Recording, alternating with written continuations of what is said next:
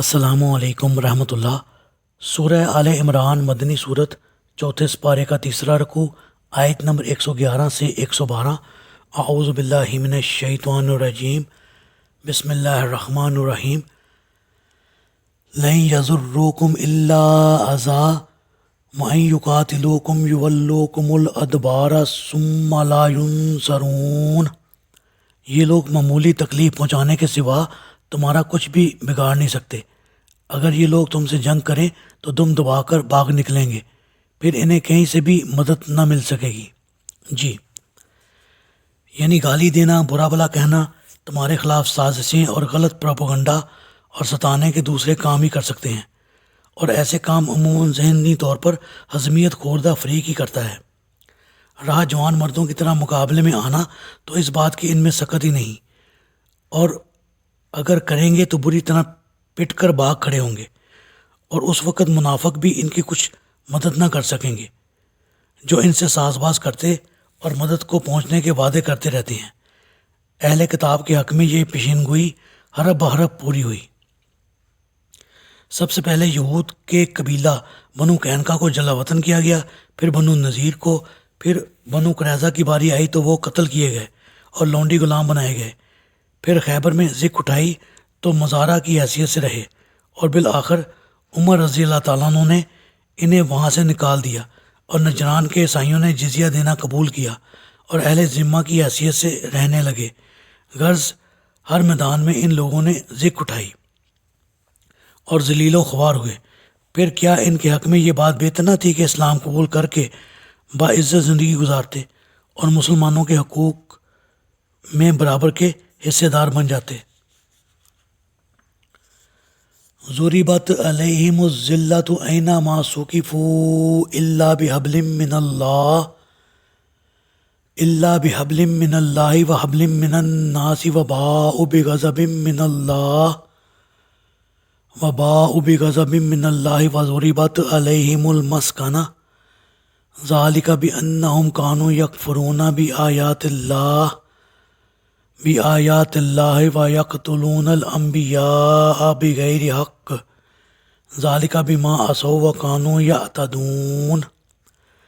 جہاں بھی یہ لوگ پائے جائیں ذلت ان کے مقدر کر دی گئی ہے، الا یہ کہ اللہ کی یا دوسرے لوگوں کی ذمہ داری میں پناہ لے لیں۔ یہ لوگ اللہ کے غضب میں گر چکے ہیں اور محتاجی ان پر مسلط کر دی گئی ہے۔ یہ اس لیے ہوا کہ وہ اللہ کی آیات کا انکار کرتے تھے اور انبیاء کو ناحق قتل کر دیتے تھے، اور اس کی وجہ یہ تھی کہ وہ نافرمان تھے اور اللہ کی حدود سے آگے نکل جاتے تھے۔ جی، اس آیت میں اللہ تعالیٰ نے یہود کی ذلت اور رسوائی کے اسباب بیان فرمائے ہیں۔ سب سے پہلے انہوں نے اللہ کی نافرمانی کی راہ اختیار کی اور حدود اللہ سے تجاوز کرنے لگے۔ ان گناہوں نے ان کی تباہ پر یہ اثر کیا کہ بڑے بڑے جرائم پر دلیر ہو گئے، جیسے اللہ کی آیات ہی سے انکار کر دینا، انہیں چھپا جانا، ان میں تعریف کر دینا، حتیٰ کہ وہ انبیاء کے قتل کے بھی مرتکب ہوئے۔ پھر جب بدبختی کی اس انتہا کو پہنچ گئے تو ان پر اللہ کا غضب نازل ہوا، جس کے نتیجے میں ذلت و رسوائی اور محتاجی ہمیشہ کے لیے ان کے مقدر کر دی گئی۔ اس سے بچاؤ کی دو صورتیں بتائی گئیں، ایک یہ کہ اللہ کی ذمہ داری کی پناہ میں آ جائیں۔ اس کا ایک مطلب تو یہ ہے کہ مسلمان ہو جائیں، اور دوسرا یہ کہ کسی مسلمان حکومت کی پناہ میں رہیں، اور دوسری یہ کہ غیر مسلم حکومت کے سایہ تلے رہیں۔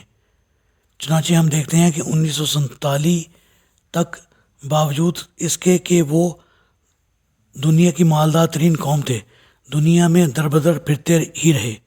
1947 میں 3 عیسائی قومتوں برطانیہ، فرانس اور امریکہ کی مدد سے انہوں نے مختصر سے خطے پر اپنی ایک الگ حکومت قائم کر لی، جسے کئی ممالک نے تاحال تسلیم نہیں کیا، اور عیسائی قومتوں نے مسلمانوں سے انتقام کے طور پر مسلمان ممالک کے درمیان یہ حکومت قائم کر کے مسلمانوں کے جگر میں خنجر گھونپا ہے۔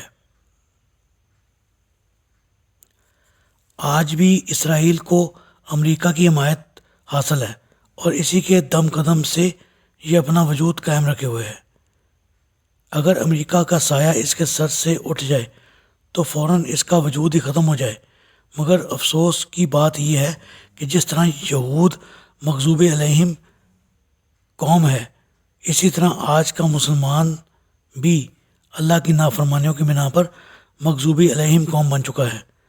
چنانچہ مسلمانوں پر اللہ کی طرف سے اسرائیل کی صورت میں عذاب نازل ہوا، اور جب تک مسلمان باہمی اتفاق و اتحاد کا ثبوت نہ دیں گے اور آپس میں الجھتے لڑتے مرتے رہیں گے، ان پر یہ عذاب مسلط ہی رہے گا۔ اللہ تعالیٰ سے دعا ہے اللہ تعالیٰ ہمیں قرآن کو پڑھنے، سمجھنے اور اس پر عمل کرنے کی توفیق عطا فرمائے، آمین۔